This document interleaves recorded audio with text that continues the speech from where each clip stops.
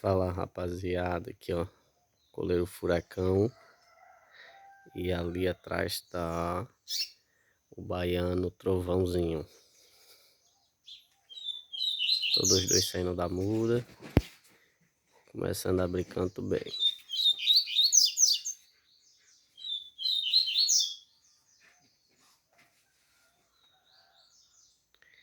Esses dois aí são os que eu puxo pra roda ultimamente. Esse daqui eu já cruzei, cruzei ele ano passado, eu tirei um filhote dele.